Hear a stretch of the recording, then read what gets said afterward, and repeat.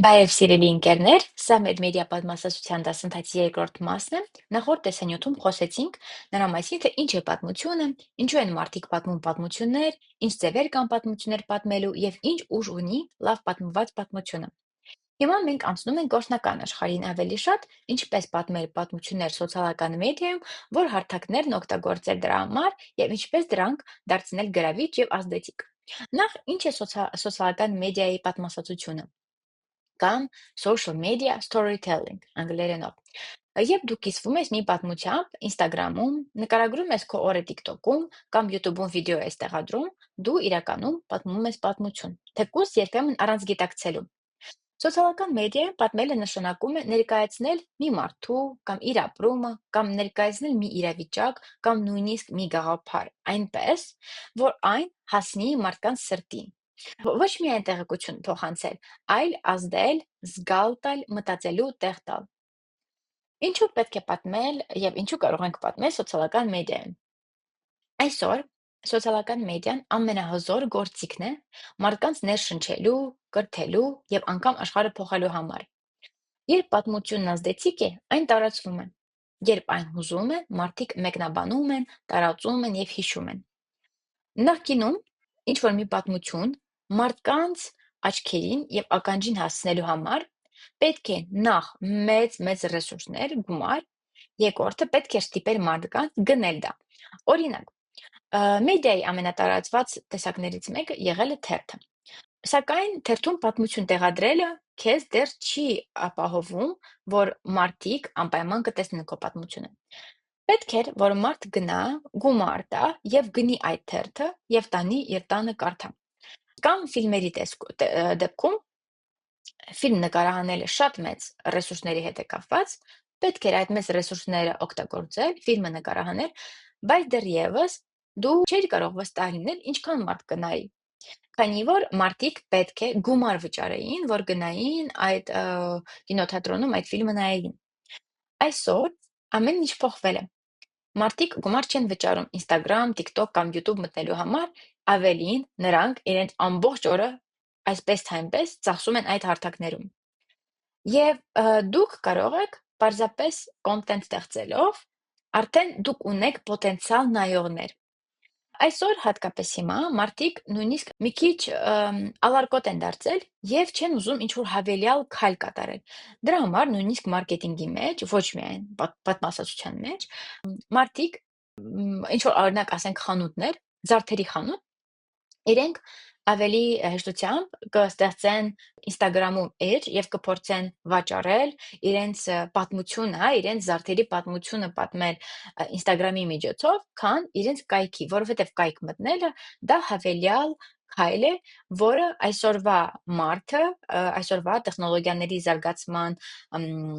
հետ ապրող մարդը չի ուզում հավելյալ քայլ կատարել։ Դրա համար սոցիալական ցանցերը շատ հարմար տեղ են դարձել ոչ միայն մարքեթինգի եւ այլ բաների համար, այլ նաեւ պատմասացության։ Այսպես ուզում եմ անցնենք Instagram-ին։ Երևի շատերդ կամ բոլորդ ունեք Instagram-յան էջեր։ Instagram-ը հիմնականում վիզուալ հարթակ է։ Այնտեղ պատմությունները պատմում են լուսանկարներով, կարճ տեսանյութերով, կարուսելներով, այն որ հերթով թերթում են նկարները, կամ ռիլերով, կամ սթորիներով։ Նույնիսկ Instagram-ի սթորիները, story բառը նշանակում է պատմություն։ Հենց այդ պատմության բառից են վերցրել եւ Instagram-ի story արտահայտությունը ստեղծել։ Instagram-ում նյութ պատրաստելու համար պետք է առաջի հենց վայրկյաններից սկսել մարդկանց գրավել։ Առաջին 2 վայրկյանը կարևոր են։ Լուսանկարը, տեսանյութ, թե story, պատմությունը պետք է միանգամից ուշադրություն գրավի։ Որոշ խորհուրդներ. եթե դուք տեքստային եւ ֆոտոներով եք ինչ-որ բան post որոշում անել, ձեր պատմությունը ֆոտոներով է, օգտագործեք կարուսել, սլայդերով հրապարակումներ, որ մի քանի հատ ենք նայում։ Վիզուալ պատմություն ստեղծելու համար այն շատ հարմար է եւ այս ֆորմատը հաճախ ունի ավելի բարձր ներգրավվածություն։ Շատ կարևոր են վերնագրերը եւ տեքստերը։ Ընդհանրապես, ցանկացած պատմության մեջ լավ վերնագիրը կարող է ստիպել մարդկանց սեղմել եւ այդ հավելյալ քայլը կատարել, որպեսզի ձեր պատմությունը նայեն։ Միջինից երկար տեքստերն ավելի քան 100 բառ ավելի արդյունավետ են պատմող բովանդակության համար։ Հիմնականում դա այդպես է, բայց կախված է նրանից, թե դուք կոնկրետ ինչ եք ուզում ասել։ Եթե դուք տեսահոլովակ եք դնում, որը կարելի է մի բառով արտահայտել, իմաստ չկա երկար բառեր գրել։ Սակայն, եթե դուք պատմություն եք պատմում բառերով, կարող եք օգտագործել տեքստեր։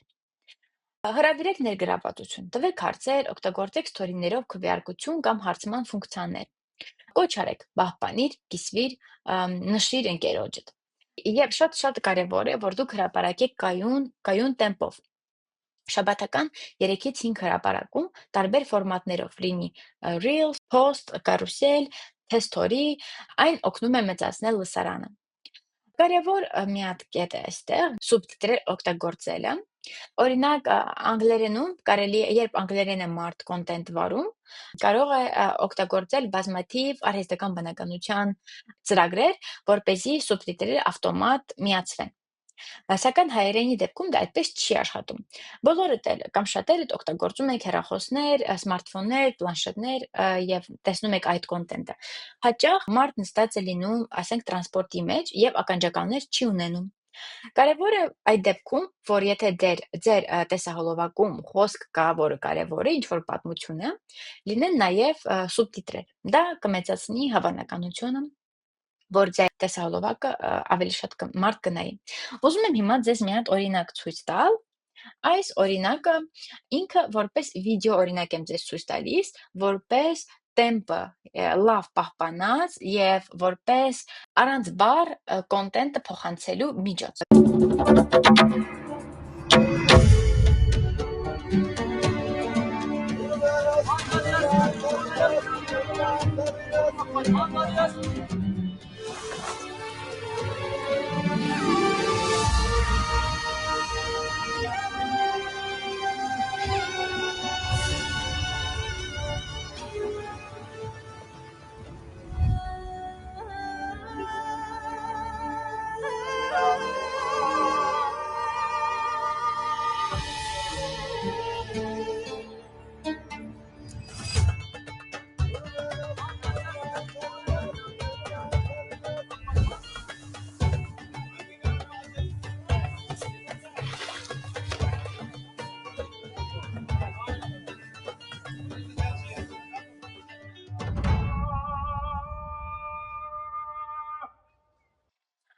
Օրինակում, օրինակ, նպատակ եւ իմաստ չկար, որ մարդը գրի։ Մենք գնացել ենք Մարոկկո, մենք գնացել ենք անապատ այնտեղ, տեսել ենք ուղտերի, գունավոր քաղաք էր, երկիր էր, դրա կարիքը չկա։ Դրա համար մարդը պարզապես շատ արագ տեմպով, հետաքրքիր տեմպով, որ մարդ չհասցնի ձանձրանալ, շատ արագ տեմպով ցույց տվեց ինչպիսին էր այդ ճանապարհորդությունը։ Սա որպես օրինակ է ուզում ցույց տալ, որ միշտ չէ, որ բառեր են պետք լինում։ Եթե տեսահոլովակ է, միշտ չեն, որ բառեր են պետք լինում, կարող է ամեն ինչ հենց տեսահոլովակը կամ նկարը ասել։ Ուզում եմ մի քիչ խոսենք TikTok-ի մասին։ Ուրեմն TikTok-ում ամեն ինչ շարժման մեջ է։ Եթե քո պատմությունը դանդաղ է սկսվում, վերջ, մարդիկ անցան առաջ։ Եթե ձայն չկա, ինչ որ բան չհասկացան, վերջ, անցան առաջ։ Բայց եթե սկսեցիր ճիշտ, կարող ես հասնել միլիոնավոր մարդկանց։ Ահա մի քանի խորհուրդ, թե ինչպես ճիշտ պատմություն պատմել TikTok-ում։ Նույն 2 վայրկյանի օրենքը գործում է եւ TikTok-ում։ Եթե մյուս սլայդում չի ասել, 2 վայրկյանի օրենքը այն է, որ առաջի 2 վայրկյանի ընթացքում կարողանաս քո դիտորդի ուշադրությունը այսպես գրավել, շատ արագ գրավել։ Պետք է կառուցել ճիշտ, բայց ալբեցիկ պատմություն, նույնիսկ 15-30 վայրկյանում, հավատացնում եմ ձեզ, հնարավոր է կազմել լավ պատմություն։ Օգտագործեք տեքստ պատմություն ուղեկցելու համար, շատ օգտատերերը դիտում են ձայնը անջատած, ուստի տեքստերը շատ կարևոր են։ Սա նույն սուբտիտրերի մասին է, նման է, բայց կարող եք այստեղ մի քիչ ուրիշ ձև տեքստ օգտագործել, այսինքն պատմել։ Աշխատեք պատմության տեմպի վրա, տեմպի վերաբերյալ նախորդ օրինակը գործում է եւ այստեղ։ Ամեն 3-5 վայրկյանը մեկ պահեք դիտողի ուշադրությունը սյուժեի զարգացմամբ, նոր կադրով կամ հարցով։ Կրկնվող ձևաչափեր կառուցեք, օրինակ մաս առաջին, մաս երկրորդ շարքերը ստեղծում են սպասում եւ վերադարձի են մարդիկ սպասում, այսպես ասած։ Օգտագործեք թրենդային ձայներ, միացրեք թրենդը ձեր եզակի յուրօրինակ պատմությանը։ Դա մեծացնում է տեսանելիությունը։ Այստեղ ուզում եմ ցույց տալ մի հատ օրինակ,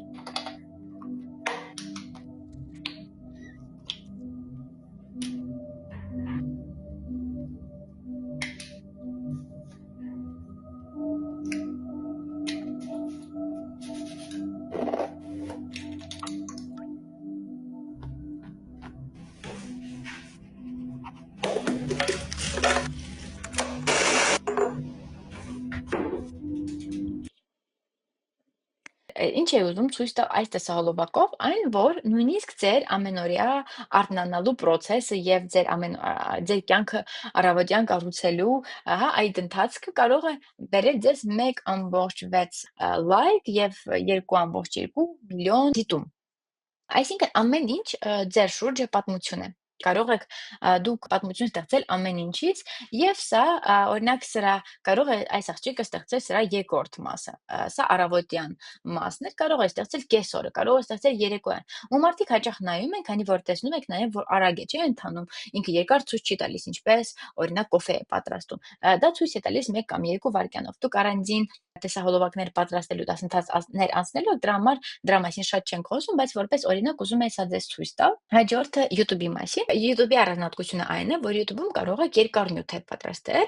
կարող եք խոսել մի թեմայի մասին շատ խորությամբ, հարցազրույցի տեսքով, վլոգի տեսքով, կարճ ֆիլմերի տեսքով, նկարահանման եւ մոնտաժի ժամանակ պետք է պահել նյութի կառուցվածքը, սկիզբ, խնդիր, լուծում, այդ ամենը այստեղ էլ դեռ գործում է։ Սա մի քանի խորհուրդ են, հա, ձեզ համար պարզապես background երաժշտություն, այսինքն ֆոնային երաժշտություն օգտագործել, հարցեր տալ, ներգրավելու համար եւ օգտագործել YouTube Shorts։ YouTube Shorts-ը դա Instagram-յան reel-երի նման է, կարճ փոքրիկ բաներ են եւ այդտեղ բավականին հարմար է YouTube Shorts-ում մեծ լսարան ներգրավել դեպի ձեր ավելի մեծ երկար YouTube-յան տեսահոլովակներ։ Ուզում էի ձեզ մի հատ օրինակ ցույց տալ YouTube-յան տեսահոլովակի մասին, որը կարող եք դիտել այստեղ։ This is Marie Curie. You probably know who she is. She's one of the most prominent scientists of all time. She was the first and only person in history to win 2 separate Nobel Prizes in 2 separate sciences. She pioneered radiation research and discovered 2 new elements. She was also denied membership at the French Academy of Sciences because she was a woman. Throughout her incredible career, she faced enormous amounts of sexism. And yet, you've heard of her. Despite all the obstacles, she succeeded in her career and was recognized for her achievements. But what about the women that didn't? What about the women who were denied that same recognition for their work? How many other historical female scientists can you name? How many of these women have you heard of? Caroline Herschel was a German astronomer. She discovered several comets. She was also the first woman we know of who was paid for her contribution to science. The first woman to be awarded a gold medal of the Royal Astronomical Society, and with Mary Somerville, she was the first woman to be named an honorary member of the Royal Astronomical Society. Այս տեսահոլովակում դուք ծանոթացաք Մարի Քյուրիի պատմությանը։ Սա դեռ ամբողջական տեսահոլովակը չէր, քանի որ մենք երկար ժամանակ չունենք, դրա համար ամբողջական տեսահոլովակը 5 րոպեանոց է։ Պարզապես ուզում եմ ձեզ ցույց տալ նաև եւս մեկ մեթոդ, որը անիմացիան է, անիմացիոն տեսահոլովակ պատրաստելը։ Հիմա ուզում եմ մի քիչ խոսենք նրա մասին, թե ինչն է պատմություն համեմում, ինչն է նրան համուհոտ տալիս։ Դա տեսքն է, վիզուալները, ձայնը, մարդկային ձայն, երաժշտություն կամ այլ